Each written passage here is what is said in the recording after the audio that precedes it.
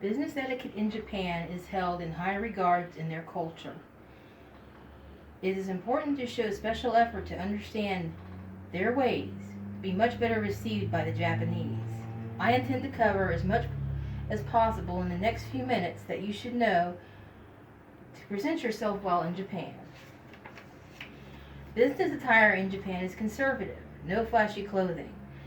Avoid black suit and tie with white shirt, since that is associated with funeral attire. From October until April, you'll find Japanese businessmen in dark navy, charcoal gray, or black suits with a white shirt and a subdued tie. Men also wear short hair with no beards or shaved heads, and their hair is well groomed as well, because companies disallow the beards and the shaved heads, of course. And they are also to avoid. They tend to avoid too much cologne or perfume on both women and men. Women are not allowed to wear high heels or wear too much jewelry, and they cannot wear skirts that are below knee length or above knee length.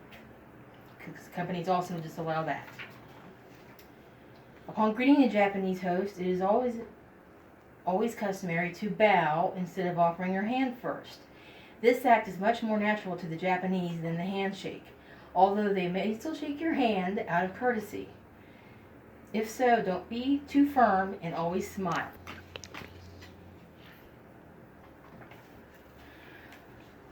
And formalities. No, do not blow your nose in public. The companies there in Japan do not get paid for sick leave. Therefore, the Japanese are kind of germophobic in that regards, that they kind of want to stay away from the sick. So they don't blow their nose in public. They tend to just not even use tissues or handkerchiefs. They stay away from that in general. No high fives. No negative comments about co-workers, because that's considered you don't have pride in your workplace. Japanese have a certain rank about the seating arrangements. I mean, the high management at the foot of the table, and then at the head of the table, and then on down, it's the lower rank in management. And when you hand over your business card, you are to hand it over with both hands, Japanese side up. Do not play with it, bend it, or fold it when they give you their business card.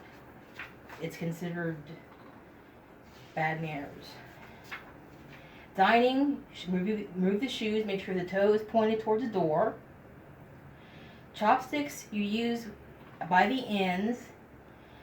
Tables are designed, they have the traditional, and then of course they have the low tables with the pillows for seats, and then they have this thing where you don't tip there.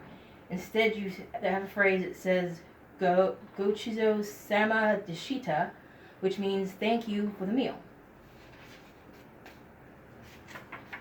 Gift giving, you want to stay away from gifts, a set of gifts of 4, because 4 is similar to the word for death there.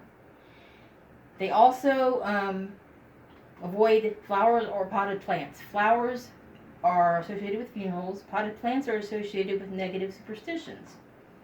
You thank the person, and you don't open the gift until after you've left the meeting. Attitude toward time. They are on tight schedules. Japanese always value promptness. You call 45 minutes ahead of time if you're going to be late. Call 1 to 2 hours ahead if you're going to confirm to be there.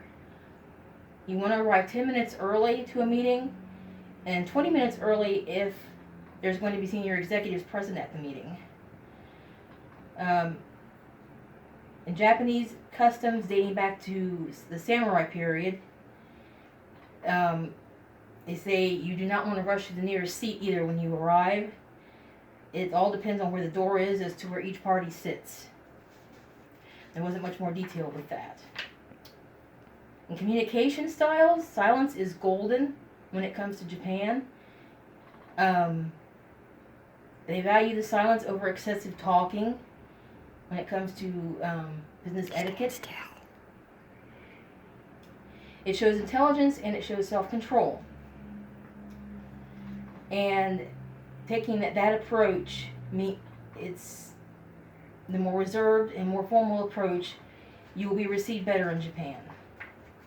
In conclusion, it's a team effort, or it's recognized, the team concept is recognized in Japan over the individual, because the singular seem to get embarrassed when it's just them.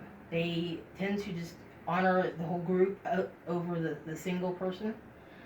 And also they also go by the consensus style way of decision making. So in regards to that, you need to be patient.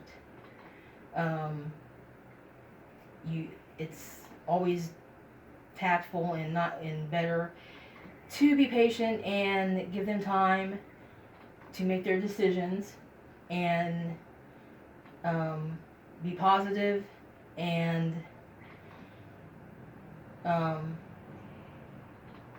just don't be a hard sell. Don't rush them or anything like that.